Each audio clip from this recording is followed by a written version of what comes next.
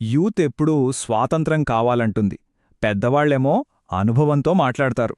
ఈ రెండిటి మధ్య గొడవ మన ఇళ్లలో చాలా కామన్ కదా. అలాంటి ఓ కథే ఇది. రాజు అనే ఒక కుర్రాడు నేర్చుకున్న అసలైన పాఠం గురించి ఈరోజు మనం తెలుసుకుందాం. మరి పెద్దవాళ్లు చెప్పే మాటలు మనల్ని కంట్రోల్ చేసే రూల్సా, లేకపోతే మనల్ని కాపాడే కవచమా? ఈ కథలో మనకు సమాధానం దొరుకుతుందేమో చూద్దాం. సరే, ముందుగా మన కథలో హీరోని చూద్దాం. అతని పేరు రాజు. తెలివైనవాడే, కానీ అతనికి ఒక విచిత్రమైన అలవాటుంది. అతనికో ఒక అలవాటుంది. ఎవరైనా ఏదైనా చెప్తే చాలు వెంటనే ఎదురుమాట్లాడతాడు. ఇది అప్పుడప్పుడు చేసేది కాదు, అసలతని క్యారెక్టర్లోనే ఒక భాగమనమాట. ఉదాహరణకి వాళ్ళమ్మ ఏదైనా మంచి మాట చెప్పబోయిందనుకోండి, వెంటనే అమ్మా ఇప్పుడిదంతా అవసరమా అనేస్తాడు. ఆ మాటలోనే తెలుస్తుంది కదా ఎంత కేర్లెస్గా ఉన్నాడో. ఇక వాళ్ల నాన్నగారు అనుభవంతో ఏదైనా చెబితే, నానా మీ కాలం వేరు నా కాలం వేరు అని సింపుల్గా కొట్టిపారేస్తాడు. అంటే వాళ్ల నాన్న మాటలు తనకి అస్సలు వర్తించవని అతని ఫీలింగ్.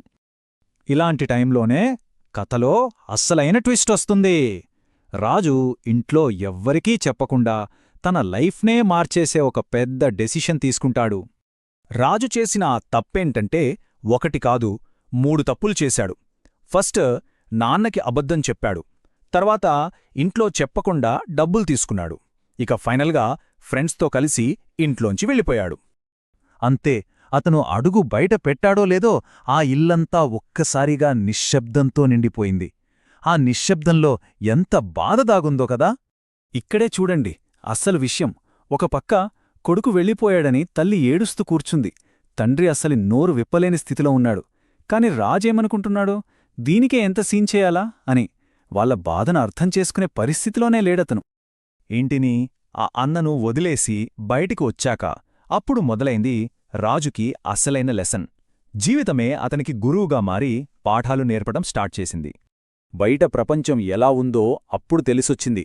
చేతిలో డబ్బులు ఎప్పుడూ సరిపోయేవి కావు. ప్రాణంగా నమ్మిన స్నేహితులే మోసం చేశారు. తన గోడు వినేవాళ్లు ఒక్కరూ లేరు. చివరికి ఒక పెద్ద చిక్కుల్లో ఇరుక్కుపోయాడు.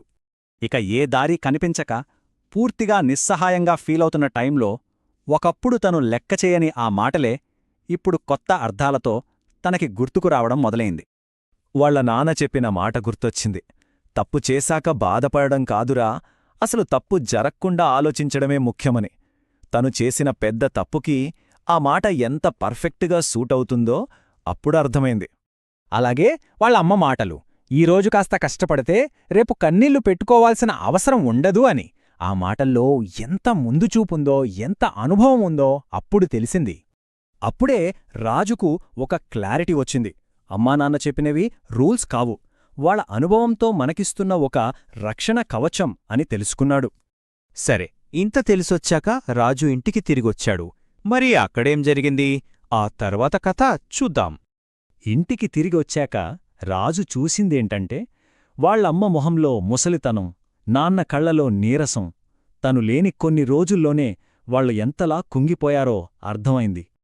కాని వాళ్ల నాన్న కోపడలేదు, తిట్టలేదు. చాలా ప్రశాంతంగా ఒక్క మాటే అన్నారు. అప్పుడు నీకర్థం కాలేదని బాధపడట్లేదురా, కనీసం ఇప్పుడో అర్థం చేసుకున్నావు చూడు, అది చాలు అన్నారు. ఆ మాటలు ఎంత ప్రేమ, క్షమ ఉన్నాయో కదా. ఇక్కడితో రాజు ఆలోచనా విధానం పూర్తిగా మారిపోయింది. ఒకప్పుడు రూల్స్లాగా, బంధాల్లాగా అనిపించిన మాటలే ఇప్పుడు జీవితానికి దారిచూపే పాఠాలుగా కనిపించాయి. చివరికి ఈ కథ మనకు చెప్పేది ఒక్కటే, మనల్ని అదిగా ప్రేమించేవాళ్లే మనల్ని ఎక్కువగా అడ్డుకుంటారు. కాని వాళ్ళు ఆపేది మనల్ని ఆపడానికి కాదు, మనకు అపాయం జరగకుండా కాపాడటానికి మాత్రమే.